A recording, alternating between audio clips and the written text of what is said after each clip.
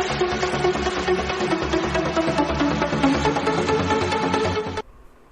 morning students, welcome to the my YouTube channel Empower Physics with Himanshu Gautam sir. अब बात करते हैं, अपन ने लास्ट क्लास में बेटा बात करी थी, मैंने आपको एक क्वेश्चन दिया था करने के लिए, आप लोगों को याद होगा कि क्वेश्चन था कि इलेक्ट्रॉन पर जो आवेश है या इलेक्ट्रॉन पर जो चार्ज है वो मैंने बताया था कितना था, -k 1.6 इंटू 10⁻⁻⁻19 कूलम, और प्रोटॉन पर जो आवेश था दैट मीन्स चार्ज था वो कितना था +1.6 इंटू 10⁻⁻19 कूलम। ये अपन ने डिस्कस किया था। मैंने आपको क्वेश्चन दिया था कि इन दोनों में से या इलेक्ट्रॉन या प्रोटॉन में से किस पर आवेश ज्यादा होगा। तो आप सबने इसको सॉल्व किया होगा, मैं इसका आंसर बता रहा हूं। आंसर है बेटा कि इलेक्ट्रॉन और प्रोटॉन दोनों पर जो आवेश का परिमाण है वो क्या रहेगा, एक समान रहेगा। क्यों रहेगा, मैंने आपको क्लास में बताया था लास्ट क्लास में कि ये जो माइनस है और ये जो प्लस है ये क्या बता रहे हैं, ये इन इलेक्ट्रॉन्स व प्रोटॉन्स की प्रकृति या मैं बोलूं उसका नेचर बता रहे हैं। क्या बता रहे हैं ये बेटा, इलेक्ट्रॉन्स व प्रोटॉन्स का नेचर बता रहे हैं। ये पॉजिटिव और नेगेटिव और कुछ भी डिनोट या फिर और कुछ भी प्रदर्शित नहीं कर रहे हैं। ये बता रहे थे कि माइनस मीन्स इलेक्ट्रॉन पर आवेश यानी इलेक्ट्रॉन पर चार्ज और प्लस यानी प्रोटॉन पर चार्ज। तो राइट आंसर हो जाएगा QE = QP, जो कि ज्यादातर स्टूडेंट्स का सही है। ठीक है, अब आगे चलते हैं, आगे बात करते हैं। अब बेटा आवेश है, चार्ज है, वो क्या है, प्राकृतिक रूप से प्राप्त है। हमें पता था ये प्राकृतिक रूप से क्या रहते हैं, आवेशित रहते हैं, यानी प्राकृतिक रूप से नेचर ने इनको क्या करके भेजा है, चार्ज करके भेजा है, जैसा कि मैंने आपको बताया था। ठीक है, अब चार्ज है तो इनका कुछ ना कुछ द्रव्यमान होगा, यानी कुछ ना कुछ मास होगा। तो अब हम वो डिस्कस कर रहे हैं कि क्या होगा। तो देखो, एक इलेक्ट्रॉन का विराम द्रव्यमान यानी कि विराम अवस्था में द्रव्यमान बोल रहे हैं अपन, कितना होगा। देखो, द्रव्यमान को अपन प्रदर्शित करते हैं m से, इलेक्ट्रॉन के लिए निकाल रहे हैं तो E से। मैं बात कर रहा हूं बेटा मास या number of mass on one electron at rest position, at rest condition. तो कितना होता है वो देखो, याद रखना है ये वैल्यू अपने को, 9.1 इंटू 10⁻⁻31 किलोग्राम। जो इलेक्ट्रॉन का मास है वो कितना है, 9.1 इंटू 10⁻⁻31 किलोग्राम। सिमिलरली इसी प्रकार एक प्रोटॉन का जो मास है या एक प्रोटॉन का जो द्रव्यमान होगा वो कितना है, मास of proton at rest position कितना हो जाएगा बेटा, ये वैल्यू होती है 1.672 इंटू 10⁻⁻27 किलोग्राम। ये मास हमें याद होने चाहिए, ये डायरेक्टली पूछे जाते हैं और डायरेक्टली बताए जाते हैं। और थर्ड पार्टिकल जो अपन ने देखा था, थर्ड चीज जो थी वो क्या थी, इलेक्ट्रॉन, प्रोटॉन, और थर्ड था आपका न्यूट्रॉन, जो कि मुख्य रूप से क्या था, उदासीन था यानी न्यूट्रल था।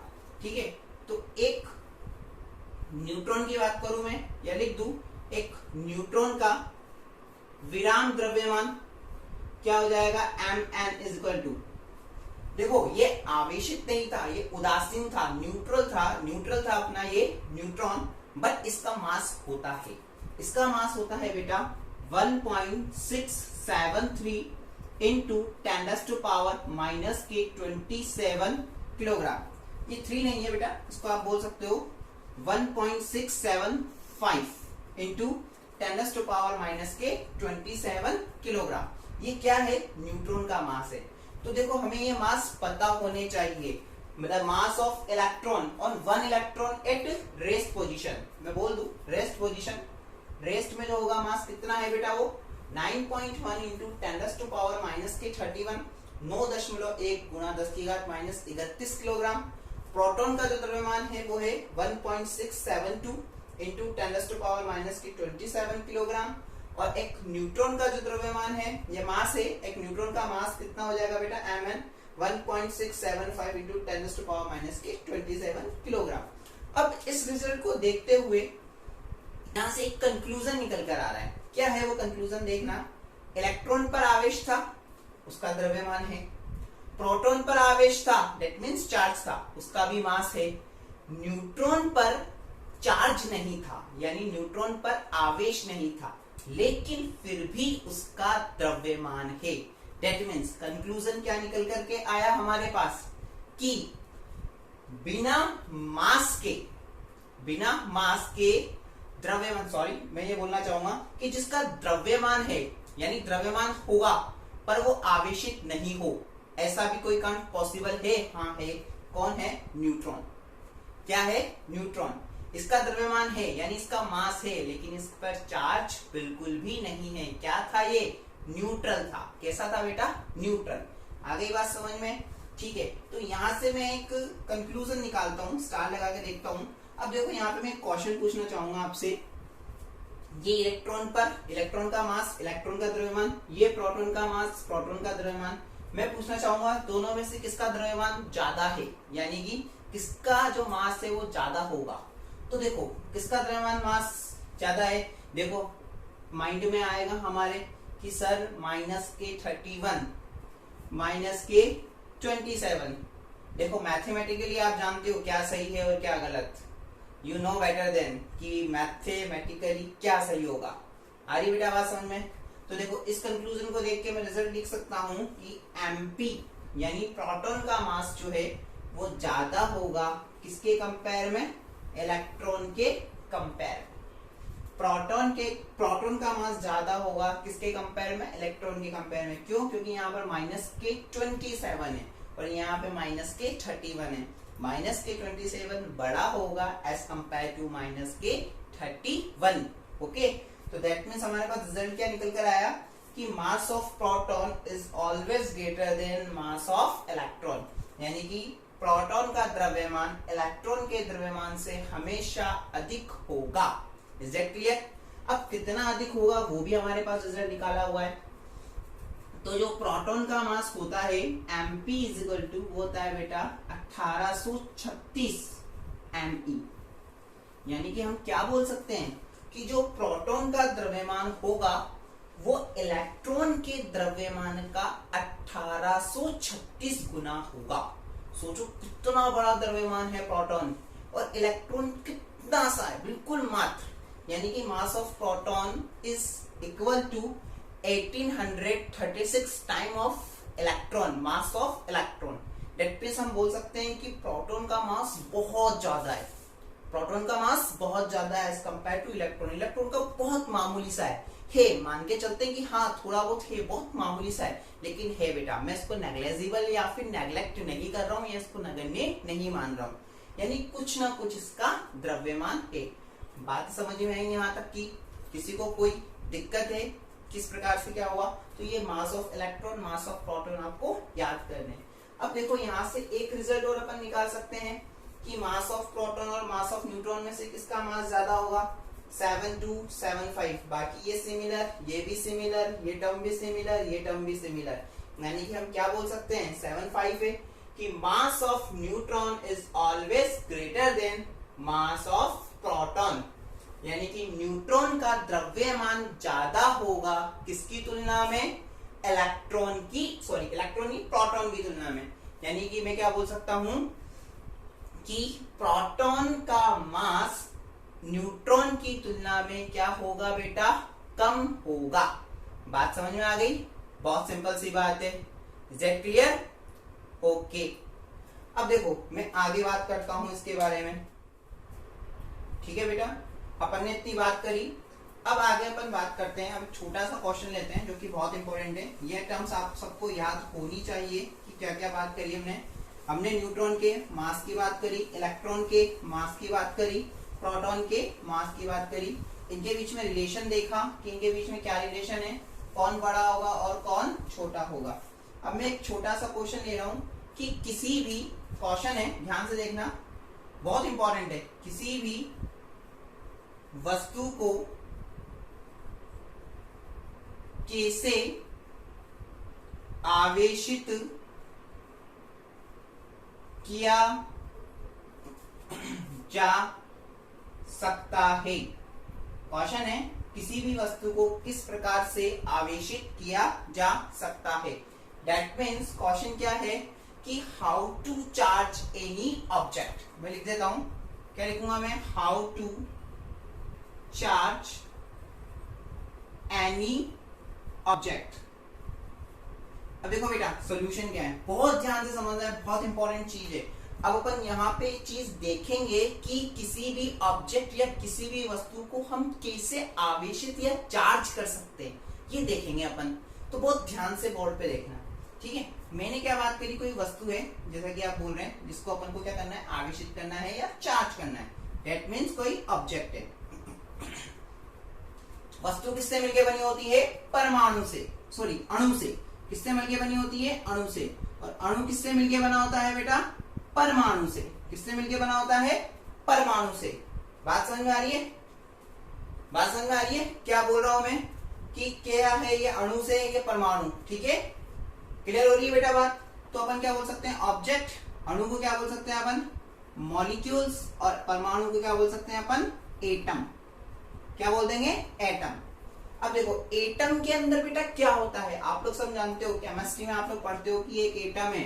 एटम के अंदर क्या पढ़ते हो आप, क्या होता है, एक तो छोटा सा न्यूक्लियस होता है। क्या होता है, न्यूक्लियस यानी कि नाभिक। यानी कि परमाणु के अंदर क्या होता है, नाभिक। और परमाणु के अंदर क्या उपस्थित होते हैं, इलेक्ट्रॉन और प्रोटॉन उपस्थित होते हैं। यानी कि एक एटम के अंदर क्या प्रेजेंट होता है, इलेक्ट्रॉन और प्रोटॉन। तो मैं यहाँ बात करूंगा कि इसके अंदर क्या प्रेजेंट है, इलेक्ट्रॉन एंड प्रोटॉन। अब हम देखते हैं कि इलेक्ट्रॉन और प्रोटॉन से हम कैसे किसी भी ऑब्जेक्ट को या इलेक्ट्रॉन को आवेशित कर सकते हैं। आवेशित होने का मतलब क्या है कि किसी भी वस्तु या ऑब्जेक्ट में इलेक्ट्रॉन या प्रोटॉन का आ जाना क्या कहलाता है, आवेशित होना कहलाता है। इसके लिए मैं एक एग्जांपल लेता हूं बेटा। एग्जांपल है मेरा बोरॉन। आप लोग जानते हो आवर्त सारणी पीरियोडिक टेबल में बोरॉन एक एलिमेंट होता है, एक तत्व होता है जो कि 5वें नंबर पे होता है। कौन से नंबर पे होता है, 5वें नंबर पर। तो देखो बोरॉन है, 5वें नंबर पर है। तो देखो इसमें क्या है, 5 क्या है इसका परमाणु क्रमांक, 5 क्या है इसका एटॉमिक नंबर, या फिर अपन जो बोलते हैं, ठीक है। तो इसके अंदर क्या प्रेजेंट है, 5 तो इलेक्ट्रॉन प्रेजेंट है, और 5 क्या है इसमें, प्रोटॉन प्रेजेंट है। क्या है इसके अंदर, 5 तो इलेक्ट्रॉन है और 5 ही प्रोटॉन है। यानी कि हम क्या बोल सकते हैं, हमारा जो ये बोरॉन है, क्या ये अभी आवेशित है, क्या ये अभी चार्ज है कि नहीं। सर हमें पता ही नहीं चल रहा बोरॉन है, जैसे कि मैंने बोल दिया ये एक वस्तु है। ध्यान से देखना, ये एक वस्तु है, ये एक ऑब्जेक्ट है। क्या मैं पूछूं कि बेटा क्या ये आवेशित है, क्या ये चार्ज है, आप कैसे पता लगाओगे। कोई दूसरा डस्टर ही ले आओ, दूसरी सेम इस तरह की वस्तु ले आओ, अगर ये उसकी ओर आकर्षित हो रहा है या प्रतिकर्षित हो रहा है तो हम पता लगा सकते हैं कि सर ये आवेशित है या नहीं है, या फिर ये चार्ज है या नहीं है। अदरवाइज हम नहीं बता सकते। और ये आवेशित हो या नहीं हो हमें कैसे पता चलेगा, हम आइडिया नहीं लगा सकते, हमें नहीं पता।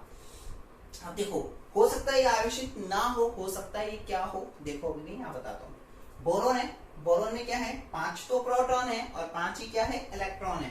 तो देखो 5 प्रोटॉन ने 5 इलेक्ट्रॉन को क्या कर दिया, कैंसिल कर दिया। रिजल्ट क्या आ गया, 0। रिजल्ट क्या आ गया बेटा, 0 रिजल्ट आ गया। यानी कि क्या बोल सकते हो, अभी जो आपका बोरॉन है, मैं बोलूं सामान्य स्थिति में, सामान्य स्थिति में, देखो सामान्य स्थिति को क्या बोलेंगे हम, जनरल कंडीशन। जनरल कंडीशन में क्या हो जाएगा, कितने इलेक्ट्रॉन कितने प्रोटॉन, एक इलेक्ट्रॉन एक प्रोटॉन, एक इलेक्ट्रॉन एक प्रोटॉन, एक इलेक्ट्रॉन एक प्रोटॉन, एक इलेक्ट्रॉन एक प्रोटॉन। कितने हो गए, 1 2 3 4, और एक इलेक्ट्रॉन और एक प्रोटॉन। एक इलेक्ट्रॉन एक प्रोटॉन को क्या कर दिया, कैंसिल कर दिया। फिर इस एक इलेक्ट्रॉन और एक प्रोटॉन ने एक दूसरे को क्या कर दिया, कैंसिल कर दिया। एक इलेक्ट्रॉन एक प्रोटॉन ने एक दूसरे को क्या कर दिया, कैंसिल कर दिया। इलेक्ट्रॉन प्रोटॉन ने एक दूसरे को क्या कर दिया, कैंसिल कर दिया। इलेक्ट्रॉन प्रोटॉन ने एक दूसरे को क्या कर दिया, कैंसिल कर दिया। तो हमारे पास रिजल्टेंट, रिजल्टेंट बोलूंगा या नेट बोलूंगा मैं, नेट आवेश, या मैं बोलूं रिजल्टेंट रिजल्टेंट चार्ज कितना हो जाएगा बेटा अपने पास? 0, कुछ बचा ही नहीं, क्योंकि एक इलेक्ट्रॉन एक प्रोटॉन एक इलेक्ट्रॉन एक प्रोटॉन एक इलेक्ट्रॉन एक प्रोटॉन ने एक दूसरे को क्या कर दिया? कैंसिल कर दिया। कैंसिल करते हमारे पास रिजल्ट कितना आ गया? 0 आ गया। बात समझ में आ रही है? रिजल्ट कितना आ गया अपने पास? 0 आ गया। तो सर अभी तो वस्तु चार्ज हुई नहीं, तो इस प्रकार की वस्तु क्या कहलाती है बेटा? उदासीन वस्तु कहलाती है। क्या कहलाती है? उदासीन। यानी कि आप क्या बोल सकते हो इसको? न्यूट्रल। क्या बोल सकते हैं अपन इसको? न्यूट्रल। बात समझ में आ रही है? यानी कि इस वस्तु को अगर मैं बोलूं तो ये भी क्या होगी? न्यूट्रल होगी। क्यों? क्योंकि इसमें इलेक्ट्रॉन और प्रोटॉन्स, नंबर ऑफ इलेक्ट्रॉन और नंबर ऑफ प्रोटॉन्स क्या होंगे? Should be equal. That's why we call this neutral. Okay, तो सर फिर वस्तु को हम आवेशित कैसे करें? हमारे मन में आना चाहिए कि सर कैसे आवेशित करें। तो बेटा देखो मैं एक प्यारे से एग्जांपल से समझाता हूँ आपको, ठीक है? ये सब आपको नोट्स में मिल जाएगा, नोट्स आप कॉपी कर लीजिएगा, और जो चीज नोट्स में ना हो, एग्जाम्पल वगैरह, उसको बोर्ड पर से देख करके आप कॉपी कर लेना, कॉपी के अंदर, नोटबुक के अंदर, ठीक है? अब देखो मैं एक एग्जाम्पल समझा रहा हूँ आपको। बोरॉन का ही लेते हैं। ये एक बोरॉन है, बोरॉन ही मान लिया। इसमें 5 क्या है? इलेक्ट्रॉन है, और 5 क्या है? प्रोटॉन है। मैं इसको ऐसे लिख दूं, 2 3 4 5 इलेक्ट्रॉन्स, और 1 2 3 4, और ये 5 क्या हो गए? प्रोटॉन्स। इधर भी मैंने वही ले लिया, ध्यान से देखना, वही बोरॉन है। इसमें क्या है? 5 इलेक्ट्रॉन और 5 ही क्या है? प्रोटॉन। 1 2 3 4 5, 1 2 3 4 और 1 ये 5 इलेक्ट्रॉन 5 प्रोटॉन। सर 2 बोरॉन लिए? नहीं बेटा, समझा रहा हूं कि बोरॉन से अपन किस तरह से आवेशित होना या चार्ज होना सीख सकते हैं। अब देखो, अभी ये क्या है? न्यूट्रल। क्या है अभी? कौन सी पोजीशन में है? अपनी न्यूट्रल पोजीशन में। यानी अभी आप क्या बोल सकते हो? ये दोनों क्या होंगे? उदासीन। क्या है ये? उदासीन। क्या बोल सकते हो आप? न्यूट्रल।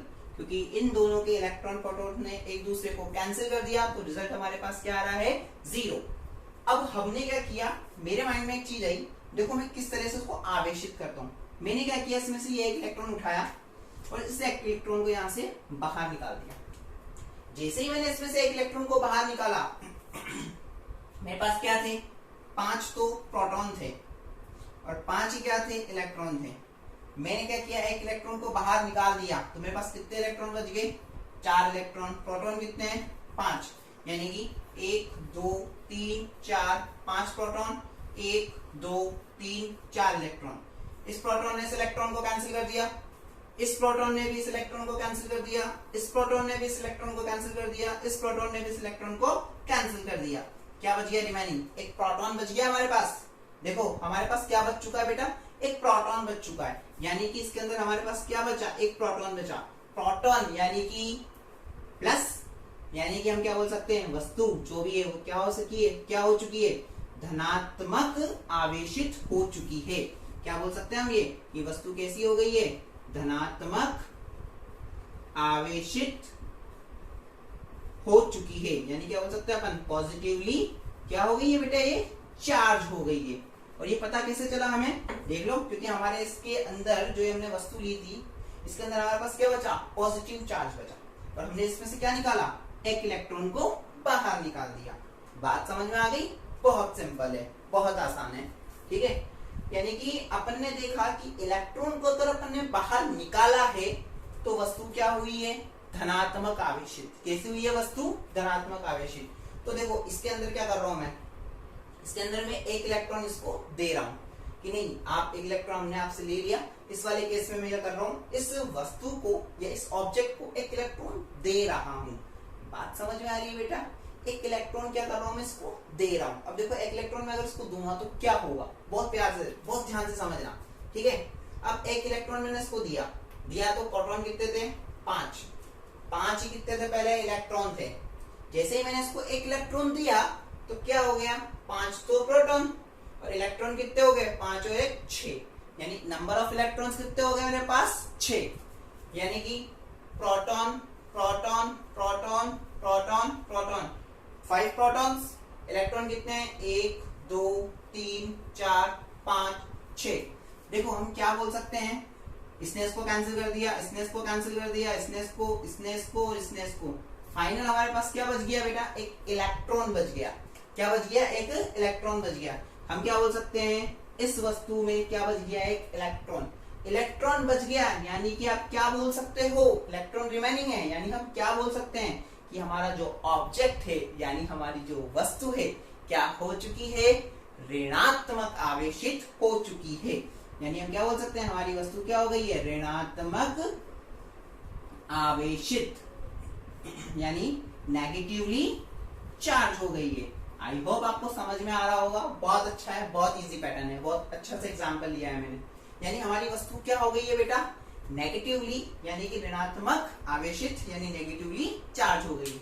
बात समझ में? एक बार फिर बता देता हूँ। नहीं बता रहा हूं मैं, पर उससे पहले एक रिजल्ट पे आते हैं अपन। रिजल्ट क्या है कि मैंने ये देखा कि मैंने जब इलेक्ट्रॉन निकाला और मैंने जब इलेक्ट्रॉन दिया, तभी मेरी वस्तु या मेरा ऑब्जेक्ट जो है वो क्या हो रहा है? पॉजिटिवली यानी धनात्मक, और नेगेटिवली यानी ऋणात्मक आवेशित हो रहा है या चार्ज हो रहा है। यानी कि कंक्लूजन और रिजल्ट क्या निकल के आया कि यदि किसी भी वस्तु को आवेशित करना हो तो क्या करो? या तो उसमें से इलेक्ट्रॉन निकालो या उसमें इलेक्ट्रॉन दो। यानी कि मैं सिंपल वे में क्या बोल सकता हूं कि इलेक्ट्रॉन का आदान प्रदान करना ही क्या कहलाता है? इलेक्ट्रॉन को आदान प्रदान किया जाए तो वस्तु क्या हो जाएगी? आवेशित। यानी इलेक्ट्रॉन को ट्रांसफर किया जाए तो हमारा जो ऑब्जेक्ट है वो क्या हो जाएगा? चार्ज हो जाएगा। That's it. यही चीज मैं आपको समझाने की कोशिश कर रहा था और समझा दिया था। बहुत अच्छे से हमारे को समझ में आया। अब देखो क्या हुआ, जब भी इलेक्ट्रॉन दिया जाता है, जब भी इलेक्ट्रॉन दिया जाता है यानी कि इलेक्ट्रॉन दिया जा रहा है, तो वस्तु कैसी होगी? हमेशा ऋणात्मक आवेशित, यानी कि वस्तु क्या हो जाएगी? Negatively charge. यानी मैं किसी से कुछ ले रहा हूं, केमिस्ट्री के अंदर पढ़ते हैं, जब भी कोई चार्ज लेता है यानी ये आयंस लेता है, व्हाटएवर जो भी है केमिस्ट्री मेरे को नहीं आती, पर अब क्या इलेक्ट्रोन पढ़ते हैं केमिस्ट्री के अंदर, मैं भी किसी से कुछ ले रहा हूं तो मैं क्या आ रहा हूं? नेगेटिवली चार्ज हो रहा हूं, यानी मेरे को उसको देना पड़ेगा वापस। ठीक है, छोड़ो देने की बात नहीं करते हैं अपन यहाँ पे, पर एक चीज बता रहा हूँ, अगर मैं किसी से ले रहा हूं तो मैं क्या हूं? नेगेटिवली चार्ज, यानी मैं क्या हो रहा हूँ? ऋणात्मक, यानी नेगेटिवली चार्ज हो रहा हूँ। लेकिन अगर मैं किसी को दे रहा हूं, यानी मैं किसी को दे रहा हूं तो मैं क्या हो रहा हूं बेटा? पॉजिटिवली चार्ज हो रहा हूं, यानी मैं क्या हो रहा हूं? धनात्मक आवेशित हो रहा हूं। बात समझ में आ गई? बहुत सिंपल सी बात थी। ठीक है बेटा? ठीक है बच्चों, बात समझ में आई? अब देखो अपन क्या बोल सकते हैं, यदि इलेक्ट्रॉन की अधिकता हो रही है, अधिकता यानी इलेक्ट्रॉन बढ़ रहे हैं तो वस्तु क्या होगी? यानी इलेक्ट्रॉन बढ़ रहे हैं तो वस्तु क्या हो जाएगी? इलेक्ट्रॉन की अधिकता, ये वाला केस हो गया, यानी वस्तु हमारी क्या हो जाएगी बेटा? ऋणात्मक आवेशित हो जाएगी। लेकिन यदि इलेक्ट्रॉन की न्यूनता हो रही है तो वस्तु क्या हो जाएगी? धनात्मक आवेशित हो जाएगी। आई होप आपको समझ में आ गया होगा कि वस्तु का आवेशित होना और ऋणावेशित होना किस प्रकार से होता है। मैं एक एग्जांपल और लेता हूँ, एक तरीका और बताता हूँ मैं आपको, देखना सब बोर्ड पे कॉपी कर लेना इस चीज को, जो नोट्स में ना लिखा हो उनको अच्छे से। ठीक है बेटा? चलो देखते हैं अगर अपना एक और केस कंसीडर करते हैं। बोरॉन का ही लूंगा मैं फिर से, लेकिन इसमें आपको एक और रिजल्ट निकल कर आएगा, एक और कंक्लूजन निकल कर आएगा, बहुत इंटरेस्टिंग होगा, बहुत मजेदार होगा, बहुत मजा आएगा उसको पढ़ने में। ठीक है बेटा? ये हमारा बोर्ड साफ हो गया है। ठीक है, अब देखो जैसे कि मैं बोरॉन की बात कर रहा था, फिर से एग्जाम्पल ही है, वही समझा रहा हूं अभी आपको एक और एग्जाम्पल से। जैसे बोरॉन है, ये बोरॉन अपन ने मान लिया, बोरॉन के पास क्या है बेटा? अपन बात करें क्या है? 5 इलेक्ट्रॉन है और 5 ही प्रोटॉन है। जनरल कंडीशन में अपन ने बात करी थी, या मैं बोलूं सामान्य स्थिति में हमने बात करी थी कि हमारा जो बोरॉन है वो क्या है? उदासीन है, यानी न्यूट्रल है, क्योंकि 5 प्रोटॉन ने 5 इलेक्ट्रॉन को क्या कर दिया था? कैंसिल कर दिया था। इस कारण से हमारा जो बोरॉन था वो क्या हो गया था? उदासीन था। अब देखो अपन उसको कैसे आवेशित यानी चार्ज कर रहे हैं, ध्यान से समझना।